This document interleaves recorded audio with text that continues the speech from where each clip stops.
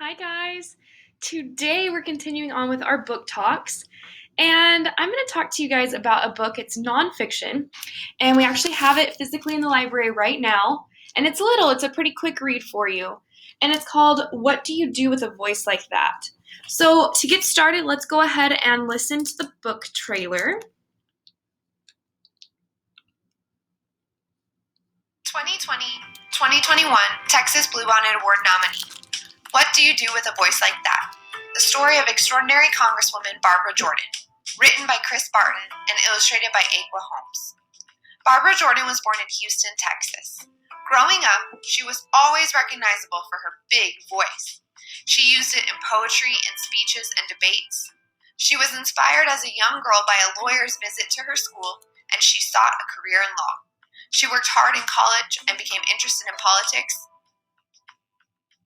She was an amazing Texas woman who worked tirelessly her whole life for the people of Texas in law. Find out more about Barbara Jordan's life and big voice in What Do You Do with a Voice Like That?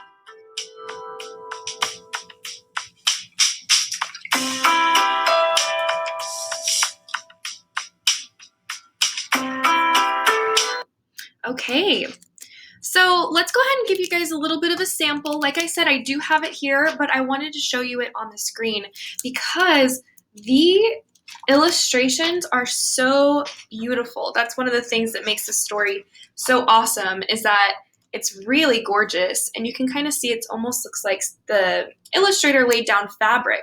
And so it's really neat once you see it in person. But I'm going to go ahead and read to you a little sample using Sora.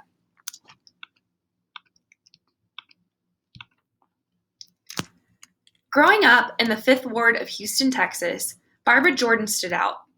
She might have looked like other kids, she might have acted like other kids, but she sure didn't sound like other kids. Not with that voice of hers. That voice. That big, bold, booming, crisp, clear, confident voice. It caused folks to sit right up, stand up straight, and take notice. What do you do with a voice like that? Well, first you give that voice something to say. Barbara recited poetry at church. She memorized speeches for school. She entered oratory contests and in 1952 won a trip to Chicago, the first time she'd ever left Texas. Barbara was proud of herself and proud of her voice. It was laying a path for her. But where would that path lead?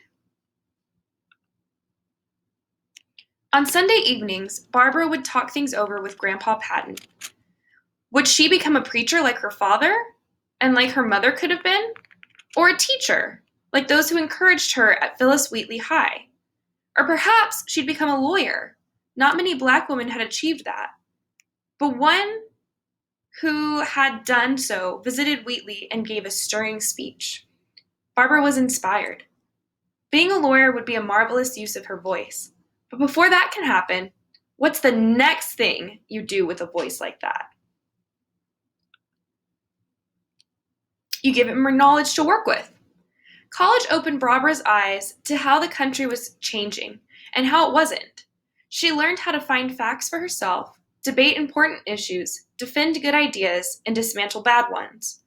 Her law classes challenged her more than anything she'd known. She hid her struggles from her classmates, studying long and hard and out of sight. And when she graduated, yes, Barbara became a lawyer, but being a lawyer bored her. She used a typewriter and a pen a lot more than she did her voice, and there was not enough work to occupy her time and her mind. There was, however, lots of political work that needed doing. In 1960, America was not as free or as fair of a place as it could be. Barbara believed that politics could change that, so she got involved.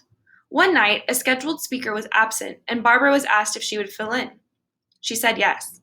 The audience loved her. They trusted her. Most important, they were inspired to do something, to get out and vote, and to help round up others and get them to vote. Her voice had made a difference. Barbara, bitten by the political bug, as she later put it, knew just what to do with a voice like that. Okay, so I'm going to stop there for our little kind of introduction to the book, our sample. If you are interested in reading this book, it is available to you in the library, also in Sora. You can listen to the audiobook or the ebook. Like I said, though, the illustrations are absolutely beautiful, so I encourage you, if you can, whenever you're back in school, to come take a look at the physical copy. Okay? Well, I hope you guys enjoyed this book talk today, and I look forward to talking to you next week. Bye, guys.